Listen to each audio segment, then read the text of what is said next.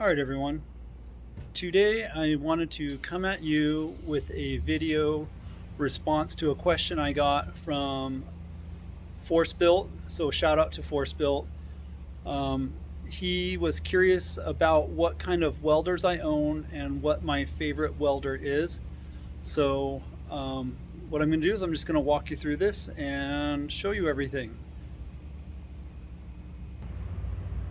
Alright, so this is the heaviest welder that I own. It's a Miller Bobcat 225 NT, and it came off of a service truck, and it had 200 hours on it when I got it, so it was like brand new. And then I have some Chris Holm lead reels, and I have about 150 feet of lead because sometimes you have to stretch out, and it's just nice to be able to park one place and just spool out. Anyway, so this is what that looks like, and this thing is great for going out on location and just doing like really industrial jobs. And then over here I have a Miller Blue Star. It's an older model. It's like a 1993 model. Still runs really well. It has a really smooth arc, and it has pretty decent AC power.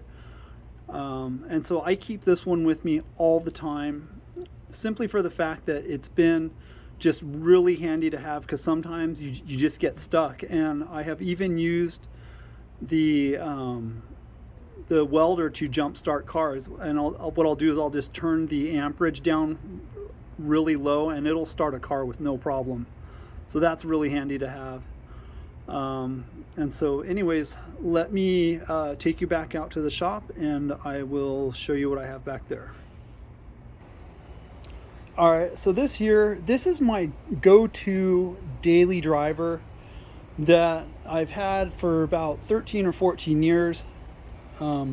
It's a Miller Matic Auto 180 with auto set, and it's just been really reliable. I've always liked Miller machines. I guess I'm a Miller guy through and through. And so what happened was, if you want to hear my kind of Miller Lincoln story, I think it was 1999, and I got called to be a welder for the city of Burbank on their float for the Rose Parade. And so it was a situation where we were getting up against some really tight deadlines, and what happened was we had these kind of larger like Lincoln welders, and they had a digital display that looked like an old alarm clock with the big LED, the big red digital readout on them, and you would control your wire speed and your amps and your volts with those buttons. And something went wrong with those welders, and it was like the bottom of the ninth inning, and the bases were loaded, and the welders malfunctioned, and it just, to this day, I still struggle with it. So anyways, so I have this one here, and then back buried behind a junk pile here, I have a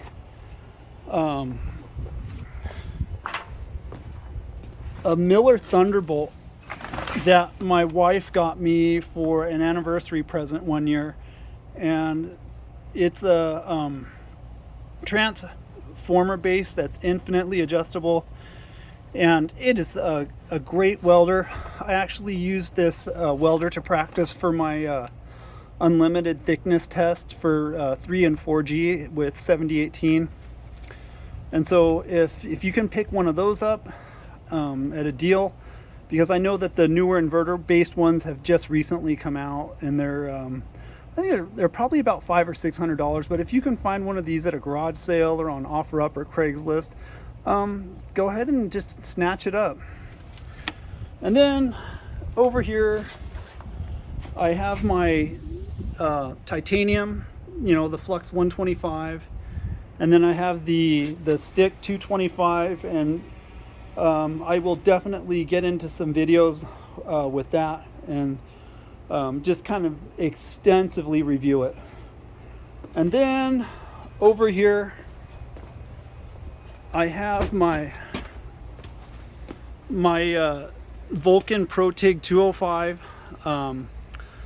for when I make stainless steel concrete tools. I use this, and then this is kind of my workstation for building concrete tools. And so I originally had my heart set on a Miller Dynasty 350, and I think fully dressed out it was in the neighborhood of about $5,000. And I was having a hard time rationalizing that. So this had really good reviews and everything seemed to make sense on YouTube about it.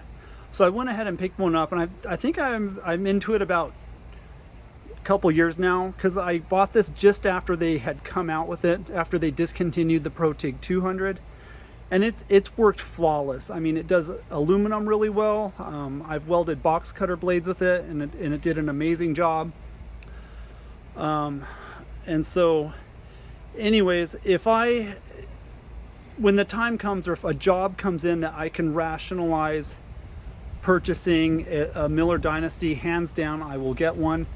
When you purchase a machine like that, it's something that you want to be able to make aircraft parts all day long.